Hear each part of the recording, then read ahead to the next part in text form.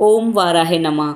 वरुथनी एकादशी की आप सबको बहुत बहुत शुभकामनाएं। विष्णु भगवान की कृपा आप सब पर बनी रहे। वैशाख मास के कृष्ण पक्ष की एकादशी को वरुथनी एकादशी कहते हैं और वरुथनी एकादशी में वाराह भगवान का पूजा की जाती है। वैशाख मास में जो ये कृष्ण पक्ष की एकादशी आती है, इस दिन व्रत करने वाले को जुआ खेलना, दिन में सोना, पान खाना, परनिंदा करना, चोरी करना, हिंसा करना, क्रोध करना, झूठ बोलना, दूसरों की बुराई करना और रति करना, मतलब कुछ ऐसी चीज़ें हैं कि इनका त्याग करना चाहिए, तो एकादशी व्रत का फल मिल जाता है। और ऐसा करने से मानसिक शांति भी मिलती है। व्रत करने वाले को हवष्यांत भोजन करना चाहिए। हवष्यांत मतलब कि आपको तेल वाला भोजन नहीं करना है, उबला हुआ भोजन करना चाहिए और सात्विक भोजन करना चाहिए। फल फ्रूट का भी आप भोग लगा सकते हैं भगवान को। और एकादशी व्रत की पूजा विधि उसी प्रकार है जैसे सभी एकादशियों में होती है। भगवान के भोजन में आप तुलसी जी का भोग अवश्य लगाएं और कथा सुने, भगवान का भजन करें।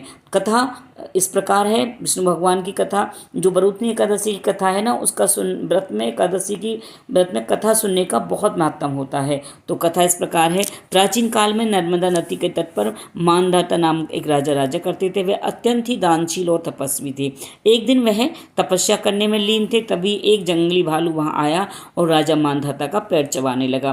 किंतु राजा अपनी तपस्या में लीन थे, इसलिए वो पूजा करते रहे। थोड़ी देर बाद भालू राजा को घसीटकर जंगल में ले जाने लगा। राजा घबरा गए। उन्होंने विष्णु भगवान से प्रार्थना की तो विष्णु भगवान अपने भक्त की पुकार सुनकर वहां आए और अपने सुदर्शन चक्र से उन्होंने भालू को मार दिया। अपने भक्त की रक्षा की। राजा के पैर का भक्षण भालू पहले ही कर चुका था, इस कारण राजा बहुत दुखी हुआ।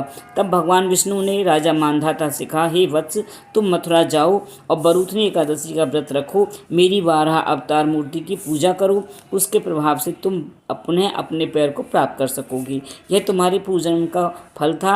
राजा ने इस व्रत को अपार श्रद्धा एवं भक्ति से किया और पैरों को पुनः प्राप्त किया।